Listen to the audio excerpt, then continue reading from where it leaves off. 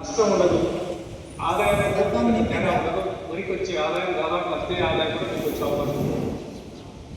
అలాంటి పంటలు వేసుకుంటే దీర్ఘకాలికంగా మీకు నేల ఆరోగ్యం పెరుగుతుంది, నీటి నాణ్యత పెరుగుతుంది.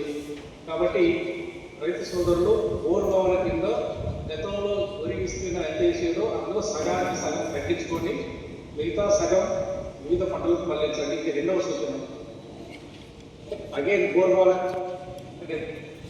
నీళ్లు ఉన్నాయి, ఇప్పుడు ఉన్నాయి కదా అని మీరు అనుకోవచ్చు. కానీ ఎప్పుడైతే కృష్ణా, గోదావరి, శ్రీశైలం లాంటి ప్రాజెక్టులలో మీకు నీరు రావో విద్యుత్ సరఫరా అయిపోతుంది. విద్యుత్ ఉత్పత్తి మనకు ఎక్కడి నుంచి బాగా వదలకని శ్రీశైలం లాంటి ప్రాజెక్టు నుంచి కరెంటు ఉత్పత్తి చేసి రైతాంగాన్ని అందిస్తుంటారు.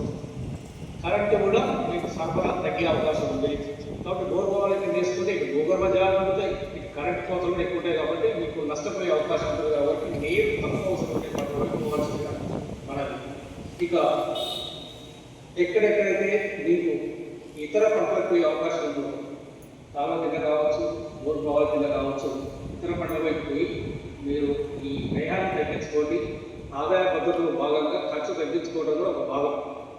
కాబట్టి ఇది ఒక సదవకాశంగా మీరు భావించి దానికి సంబంధించిన ఇతర పంటలకు సంబంధించిన విత్తనాలు కూడా ఆల్రెడీ ప్రభుత్వం ఆయా రైతు వేదికల ద్వారా ఇతర మార్గాల ద్వారా కూడా మీకు అందుబాటులో ఉంచదు. కాబట్టి ఇది ఒక మంచి అవకాశం. అంతేకాకుండా వరిలాంటి పంటలకు మీకు ఎరువులు కూడా ఎక్కువ వస్తుంది. ఈసారి ఎరువులు కూడా సరఫరా తగ్గే ప్రమాదం ఉన్నది. ఇరాన్, అమెరికా యుద్ధం ఫలితంగా ఈరోజు మరి ఎక్కువ దిగుబడి చేసుకుంటాం ఎరువు, రసాయన ఎరువు.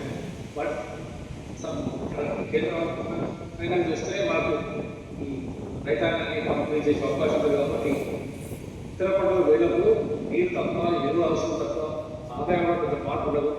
సో కాబట్టి రైతు సోదరులు ఆదాయ పద్ధతిలో భాగంగా రిస్క్ తగ్గించుకునే మార్గాలు, వ్యయాన్ని తగ్గించుకునే మార్గాలు చెప్పాలని ఈరోజు మీ ముందుకు వచ్చాను. మరొక అంశంతో వచ్చే వారు కూడా ఇదే ఆదాయ పద్ధతిలో మూడో అంశంతో మళ్ళీ మీకు ముందుంటాను. ఎవరైనా ఎలాంటి ప్రశ్నలు ఉన్నా మీరు అడగవచ్చు. అందరికీ నమస్కారం. చంద్రశేఖర్